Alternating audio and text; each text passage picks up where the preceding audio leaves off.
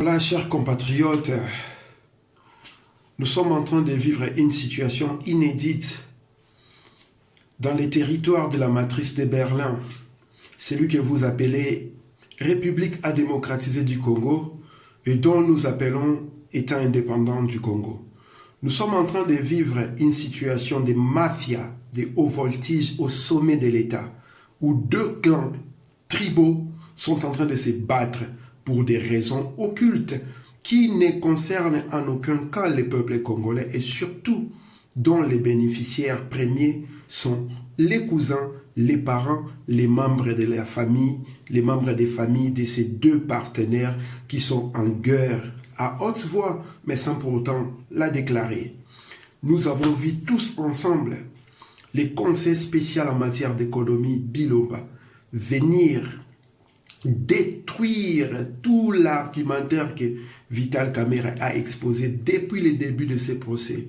Je tiens à nous signaler que à chaque fois que Vital Kamerhe était accusé de quelque chose ou à chaque fois qu'il répondait aux injonctions du juge ou du ministère public, il ne cessait de rappeler qu'il agissait sous ordre du chef de l'État.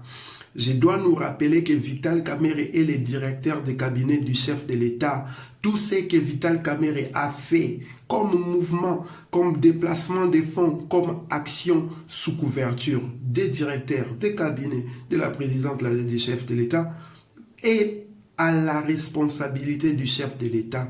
Nous ne pouvons pas séparer les directeurs de cabinet de la présidence de la République et l'institution président de la République qui est représentée par M. Tshilombo Bizimungu Pétain Wakanambe. Lorsqu'ils ont parlé de leur projet de censure, etc., Vital Kamerhe n'a pas cessé de rappeler qu'il n'était qu'un simple exécutant. Si Vital Kamerhe est un simple exécutant, de qui provenaient les ordres qu'il exécutait? La réponse est bien sûr Félix Tshilombo Bizimungu Pétain Wakanambe.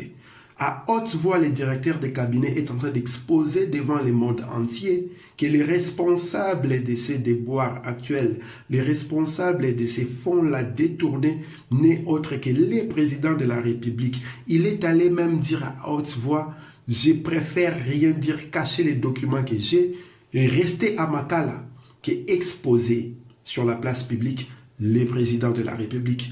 Il est en train de dire à haute voix, ce n'est pas moi qui ai fait ça. C'est le président de la République, mais je ne vais pas l'exposer, j'accepte de payer en restant en prison. Pendant ce temps-là, le conseil spécial de la présidence de la République en matière d'économie a chargé M. Vital Kamerhe, comme nous ne pouvions l'imaginer, démontrant en même temps les clivages existants entre la présidence de la République, en tout cas entre ceux qui travaillent dans cette institution-là de la présidence de la République. Nous avons découvert qu'il y avait un clan de Kabea Kamwanga et un autre clan de Walungu. Et ces deux clans-là sont en guerre de tranchées où, à l'issue du procès de ce qui s'est passé aujourd'hui, nous pouvons déduire que Vital Kamerhe, en tout cas le clan de Walungu, est tombé. Mais lorsque nous parlions de la tribalisation de l'appareil de l'État, nous étions traités, nous, de tribalistes. On nous a traités de tous les noms d'oiseaux et de tous les qualificatifs péjoratifs pour nous discréditer, de manière à ce que nous ne puissions pas mettre en lumière cette situation tribale qui règne au sein de l'institution président de la République. Vous remarquerez tous les individus qui sont passés là-bas, qui ont intervenu, excepté 2 ou 3 personnes, tous les restes étaient soit du Kasaï, étaient des Baluba, ou alors étaient des Walungu, du Sud Kivu, étaient des Moshi. Donc, 2 tribus en train de se confronter, de se partager les gâteaux de la nation. Jusqu'à quand nous allons accepter ce genre de situation qui hypothèque l'avenir de la nation entière? Au stade où nous sommes aujourd'hui, nous sommes dans une position telle que nous pouvons le dire, avec la sortie du conseiller spécial en matière d'économie du président de la République, Félix Tshilombo venait de donner un coup de massue extrême sur la tête de Vital Kamerhe. Il nous a promis de mettre les feux sur sa famille, s'est présenté. Nous avons entendu qu'il fasse, qu'il nous montre ses talents de pyromane. Mais nous n'avons rien vu. Et à notre grande surprise, un conseiller sorti de nulle part, se targuant d'une expérience de plus de 20 ans, sûr de ce qu'il dit, accusant de tous les mots les directeurs des cabinets, acquisant l'architecture mystique qui a dépouillé les deniers publics de l'argent des contribuables, accusant directement Vital Kamerhe. Et lorsqu'on leur demande de prouver, même pas de prouver, mais ils sont en train de parler d'un montant de 57 millions de dollars, et les conseillers spéciaux du président de la République arrivent avec une précision de taille, nous disant à haute voix qu'il s'agissait plutôt de 67 700 000 dollars. Ce qui fait qu'il y ait une différence de 9 100 000 dollars évaporés pendant que les 57 millions qu'on est en train de chercher ne sont pas encore retrouvés. Nous nous retrouvons dans une situation telle que lorsqu'on demande à ces conseils spéciaux en matière d'économie à la présidence de montrer les documents, il nous sort un document de la Banque centrale ou je ne sais pas de quel réseau qui n'a aucune signature, aucun cachet, qui n'a aucune identification qui puisse nous faire dire qu'il s'agit d'un document qui sort d'une organisation officielle. Donc, le peuple est pris en bourrique, le peuple est traité en idiot et nous sommes en train de vivre une situation inédite telle que quelques individus sont en train de manipuler la nation entière. Mais la réalité se trouve où? Qui sont les responsables de cette histoire et qui tirent vraiment les ficelles dans tout ceci?